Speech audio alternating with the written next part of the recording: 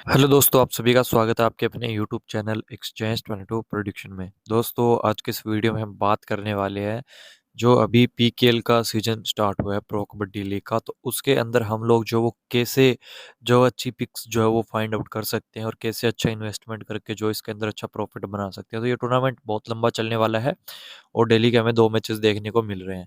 सो बहुत सारे भाई बंधु मैसेजेस कर रहे थे कि भाई कुछ टिप्स दो, जैसे क्रिकेट के अंदर आप ग्राफिक स्ट्रेटजी बताते हो, उसमें इन्वेस्टमेंट बताते हो, वैसे ही प्रो कबड्डी के लिए कुछ बताओ, क्योंकि इसका नॉलेज बहुत ज़्यादा कम होता है। तो सबसे पहले दोस्तों आपको टेलीग्राम ज्वाइन कर लेना है, ठीक है ना। और काफ़ी टाइम से मैंने भी सिर्फ 2 ही मैचेस कवर किए, लंबे टाइम से मैं मैचेस कवर नहीं कर रहा हूँ। उसके अलावा थर्ड मैच में प्रेडिक्शन वीडियो दिया था, जिसके अंदर जो आपको मल्टीबैगर जो होल्ड का जो लीडर बोर्ड है उसके लिए जो पिक्स दी थी वो भी हमारी जो वो पास हुई थी। तो चलिए दोस्तों, आगे बढ़ते हैं और बात करते हैं वीडियो में। उससे पहले टेलीग्राम को जरूर से ज्वाइन कर लेना, उसका लिंक वीडियो के डिस्क्रिप्शन में मिलेगा, और यूट्यूब चैनल को सब्सक्राइब करके बेल आइकन को प्रेस कर लेना।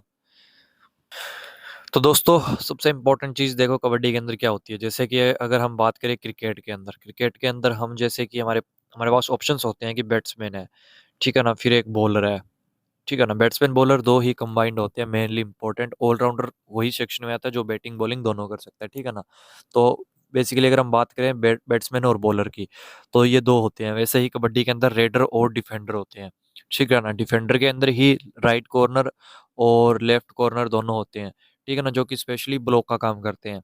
तो अब स्पेशली अगर हम बात करें यहाँ से, अब जैसे हम बैट्समैन का रखते हैं कि राइट हैंडेड बैट्समैन, ठीक है ना, जो कि राइट ही होता है, और एक होता है लेफ्ट हैंडेड बैट्समैन जो कि लेफ्ट ही बैटिंग करता है। वैसे ही कबड्डी के अंदर होता है कि राइट साइड से जो रेड डालेगा और या लेफ्ट साइड से जो रेड डालेगा, वैसे दो रेडर होते हैं। और डिफेंडर का ही वैसे होता है, जैसे कि बॉलर होता है राइट आर्म फास्ट बॉलर, या राइट आर्म स्पिन ऑर्थोडॉक्स हो गया, या लेफ्ट आर्म ऑर्थोडॉक्स हो गया, या राइट आर्म फास्ट पेसर हो गया, ठीक है ना, ऐसे होता है।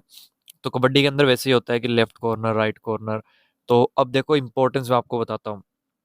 अब बॉलर का सिलेक्शन हम कैसे करते हैं, पिच के अकॉर्डिंग करते हैं, बट यहाँ पे तो सिर्फ मेट होती है, यहाँ पे कोई कंडीशंस नहीं होती, ठीक है ना। वो रेडर पे डिपेंड करता है कि वो कितने पॉइंट्स लाने की काबिलियत रखता है। डिफेंडर पे डिपेंड करता है कि वो कैसे जो है वो रेडर को रोकेगा।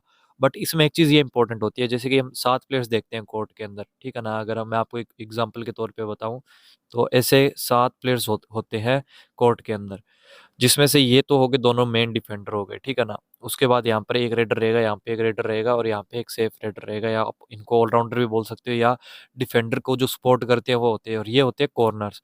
हमेशा ही अगर बाय करते हो ना, तो इन दोनों पे फोकस रखना। डिफेंडर भी इंपॉर्टेंट हो जाते हैं, बट अगर जो ये मैंने दो बताए जो ब्लॉक ब्लॉक करते हैं रेडर को, क्योंकि देखो यहाँ से रेडर आएगा इस साइड से, जैसे कि लेफ्ट साइड से रेडर आया है, अब वो यहाँ से आएगा तो यहाँ पे भी खेलेगा, और यहाँ से भागता भागता इधर भी जाएगा, ठीक है ना। तो अब सबसे ज्यादा जो रेडर को रोकने का चांस रहेगा वो इन दोनों के पास रहेगा, या रहेगा इस, अगर इस साइड खेल रहा है ना रेडर, अगर इस साइड खेल रहा है तो इस डिफेंडर के पास होगा, और ऊपर से जो ब्लॉक करने आएगा वो यहाँ पर इस डिफेंडर के पास रहेगा। तो ये जो दोनों होते हैं ना, स्पोर्टिव जो होते हैं डिफेंडर के ब्लॉक के जो होते हैं, देखो यहाँ पे रेडर आएगा ना, तो ये उसको धक्का देके कोर्ट से बाहर कर देगा। तो कहने का मतलब जो दोनों, ये तो हो गए। अब आपको मेन बताता हूँ जो टेकल मारने में होते हैं, ये तो हो गए मेन जो डिफेंडर होते हैं। और यहाँ पे होता है जो ब्लॉक करने वाला। तो रेडर अगर राइट वाला रेडर है तो ज्यादातर 30 सेकंड का टाइम होता है, तो वो 20 सेकंड यहाँ पे गुजारेगा। तो इसके पास जो ये ब्लॉक करने वाला है, इसके पास पूरा चांस रहेगा। अगर अगर वो इस डिफेंडर को यहाँ पे पीछे धकेलने की कोशिश करेगा या इस पे प्रेशर बनाएगा ना, तो ये जो है वो आगे आएगा, ठीक है। नहीं यहाँ पे आएगा तो ये उसके पास पूरा चांस रहेगा कि यहाँ पे उसको ब्लॉक करके जो रेडर को है वो बाहर कर देगा। तो कहने का मतलब, अगर ये जो दो डिफेंडर होते हैं,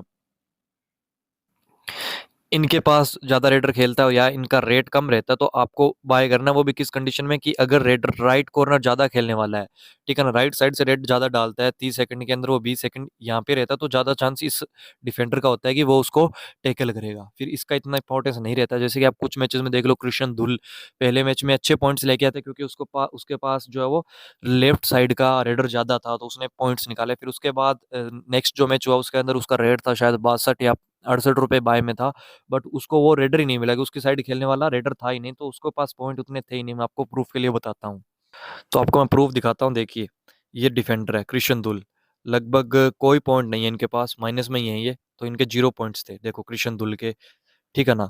और एक मैच में ये स्टार थे, मैं आपको बताता हूँ।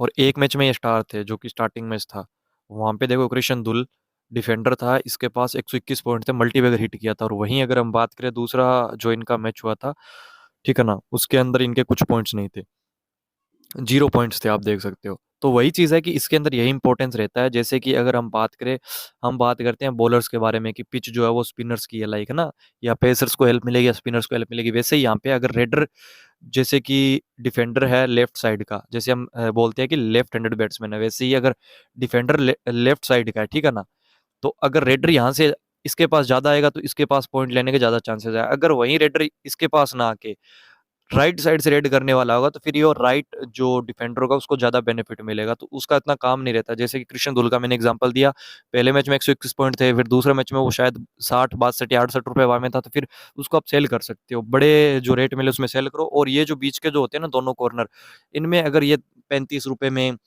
32 रुपए में या 36 रुपए 40 रुपए बाय में मिले तो इनको बाय कर सकते हो।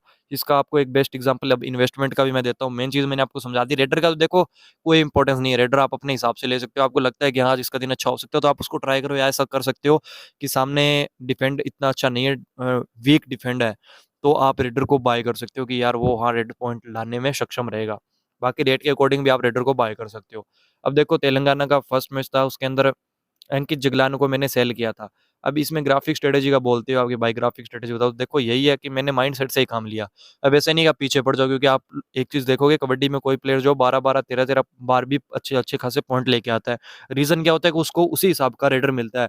जैसे मैंने अभी आपको बताया कि कोई लेफ्ट कॉर्नर है तो उसको लेफ्ट साइड का ही अगर रेड डालने वाला रेडर मिलेगा तो वो उसको टैकल करेगा, सीधी सी बात है, क्योंकि वो ज्यादातर रेड उसके पास डालेगा, 20 रेड डालेगा तो 20 में से 4 5 बार तो उसको पकड़ ही लेगा ना, उसको टैकल कर ही लेगा।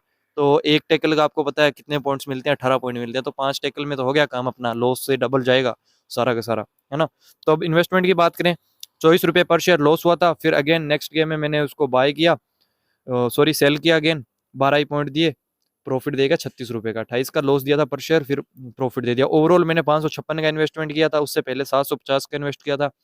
लॉस के हिसाब से मैंने इन्वेस्ट किया, लॉस मेरा 280 का था, तो मैंने डबल कर दिया उसका, है ना, यहाँ से डबल कर दिया, तो लगभग 556 का इन्वेस्टमेंट किया, 440 का प्रॉफिट, 280 का लॉस था, तो मैं प्रॉफिट में रह गया ओवरऑल। तो दोस्तों इसमें कुछ ज़्यादा वैसा नहीं है, तो मैंने अभी ये फर्स्ट पार्ट बनाया है। अगर आपको समझ में नहीं आएगा तो 2 से 3 दिन के बाद मैं अच्छा सा एक और पार्ट बना दूंगा। अभी करंटली कबड्डी चल रही है तो मैंने कबड्डी पे ही वीडियो बनाया। बाकी देखो काफ़ी दिन से इनएक्टिव था मैं, रीज़न आपको पता है हेल्थ का रीज़न ही रहता है हमेशा से मेरा। अभी तो मेरे को प्रिस्क्रिप्शन मिला है 6 महीने का कि मेरे को अच्छे से फॉलो करना है, तो वो तो चलो चल ही रहा है, बट फिर भी मैं अपने आप को सजेस्ट करता था कि चलो मैं रेस्ट करता हूँ। बट अभी जो फैंटेसी यात्रा के लिए मैंने बोला था इन्वेस्टमेंट का, वो भी आपको जल्द ही वीडियो मिलेगा। बाकी अगर वीडियो अच्छा लगा तो लाइक करना और चैनल को सब्सक्राइब करना। बाकी मिलते हैं नेक्स्ट वीडियो में, तब तक के लिए जय हिंद, जय भारत।